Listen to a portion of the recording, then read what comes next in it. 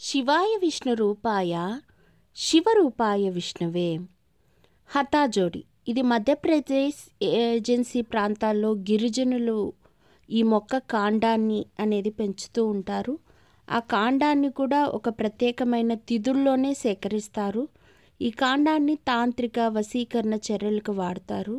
ముఖ్యంగా ఈ మొక్క కాండాన్ని కలిగి ఉంటే దుష్ట శక్తులు వెళ్ళిపోతాయని, చాముండేశ్వరి దేవి స్వరూపమని, అది ఇంట్లో ఉంటే అదృష్టమని చాలామంది భావిస్తారు. కాకపోతే ఇవి కొండలు ఉండే ప్రాంతాల్లో అవి పెరుగుతాయి. నేపాల్, లుంబిని లోయల్లో ఎక్కువగా కనిపిస్తూ ఉంటాయి. ఈ మొక్క నీలం రంగులో తెల్లని పుష్పాలను కలిగి ఉంటుంది. ఉమ్మెత్త మొక్కను పోలి ఉంటుంది. హతాజోడి మూలం అనేది వేరు రెండు చేతులు పట్టుకొని అతుక్కున్నట్టుగా కనిపిస్తుందన్నమాట. ఈ యొక్క హతాజోడిని ఇంట్లో పెట్టుకుంటే చాలా చాలా అదృష్టం. అంతేకాకుండా ఎన్ని ఉపయోగాలు ఉంటాయో ఇప్పుడు మనం తెలుసుకుందాం. హతాజోడి ఉన్న ఇంటిలో ఎటువంటి తాంత్రిక ప్రయోగాలు పనిచేయవు, నరదృష్టి ప్రభావాలు పనిచేయవు, రాజకీయాలలో గుర్తింపు, జన సహకారం, మంచి వాక్శుద్ధి ఉంటుంది. అప్పుల బాధలు, కోర్టు సమస్యల నుండి విముక్తి అవుతారు.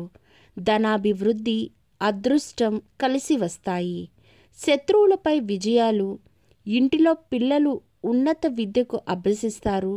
జాతకంలో ఎదురయ్యే గ్రహ బాధల నుంచి విముక్తి, ముఖ్యంగా శని, కుజ గ్రహాల బాధల నుండి విముక్తి, ఉపశమనం కలుగుతుంది.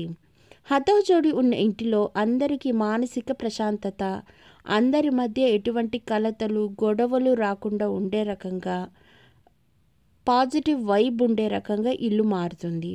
కొన్ని సమయాలలో ఎంత సంపాదించినా సమయానికి చేతిలో డబ్బులుండవు.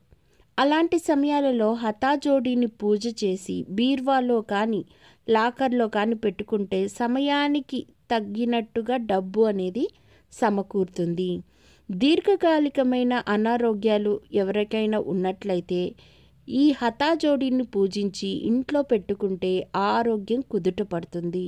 ఇలా మరెన్నో విశేషమైన ప్రభావాలు అనేటివి ఈ హతాజోడి అనేది చూపిస్తుంది. తెచ్చి పెట్టుకునేస్తే అయిపోతుందా అంటే దానికోసం అనేది ఒక ప్రత్యేకమైన పూజ అనేది నిర్వహిస్తారు.